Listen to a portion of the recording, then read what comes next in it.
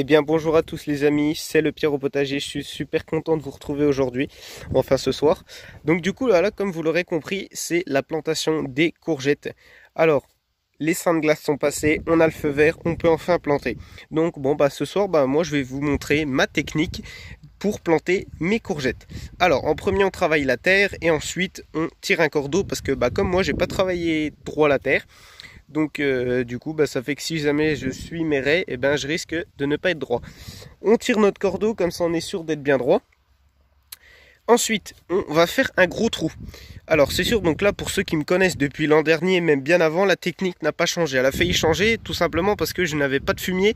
Mais là c'est bon, j'en ai eu une remorque, donc c'est vraiment super. Parce que sachez-le bien, tout ce qui est cucurbitacé et puis même tout ce qui est plant, tous les autres plants, ils sont super contents quand on leur met du fumier, quand on leur met un peu d'engrais, tout ce qui est purin, tout ça, ils sont vraiment super contents. Et moi je trouve que c'est important parce qu'on arrive à avoir de meilleurs plants et de meilleurs légumes avec du fumier.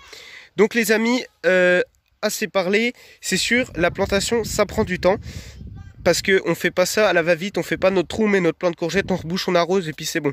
Non, parce que si vous faites ça, vous aurez des plants beaucoup plus faibles que ceux que j'espère avoir, enfin ceux que j'ai eu l'an dernier.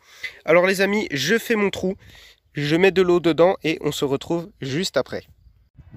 Donc alors ensuite, juste après avoir fait son trou et mis la moitié, alors moi je mets la moitié d'un arrosoir de 11 litres. Donc pourquoi faire ça? Donc ensuite il faut attendre que ça s'évapore, ça a l'air de s'évaporer un petit peu vite, donc c'est impeccable.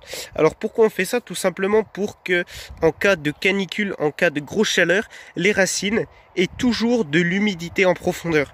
Et ça c'est vraiment très important pour toutes les plantes. C'est pour ça qu'il est important de faire son trou, de mettre de l'eau avant, d'attendre qu'elle s'évapore.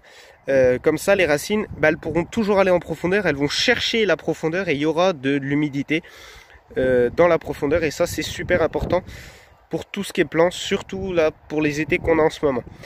Voilà, c'est terminé. Ensuite moi je mets une bonne poignée de fumier dans mon trou, fumier de cheval. Voilà. Et ensuite, il ne faut surtout pas mettre notre plant de courgette dessus parce que alors autrement, les racines, si elles ont tout de suite le contact avec le fumier, elles brûlent et on est foutu. Donc, il faut mettre un peu de terre dessus. Voilà. On met un peu de terre. On est bon. Hein, voilà. Il n'y a pas besoin d'en mettre une couche de 15 cm, mais il faut quand même en mettre tout simplement pour pas que les racines soient tout de suite en contact avec le fumier.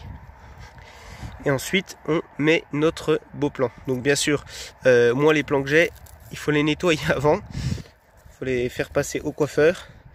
Parce que là ils ont des feuilles qui ne servent à rien. Donc ça ne sert à rien de les laisser. Autant les enlever maintenant. L'étiquette on la met là. Ensuite, donc on va bien appuyer notre plant. Et ensuite on va le recouvrir.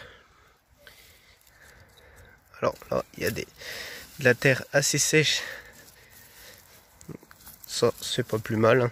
Je vais vous dire, comme ça quand on arrose au moins ça s'absorbe bien. Voilà, donc là il est important de bien enterrer son plant jusqu'ici, voilà, jusqu'au début du plant. Il faut plus voir la tige quoi, comme si on repiquait dans des pots, hein, vous savez comment on fait. Voilà, hop, de bien tasser un peu, de remettre de la terre. Et voici notre plant qui est planté, il manque plus qu'à l'arroser. Donc moi je mets le reste de mon arrosoir de 11 litres.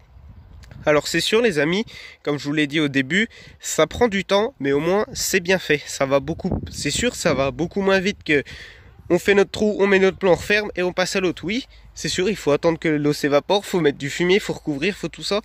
Mais on a un meilleur résultat, ça j'en suis sûr.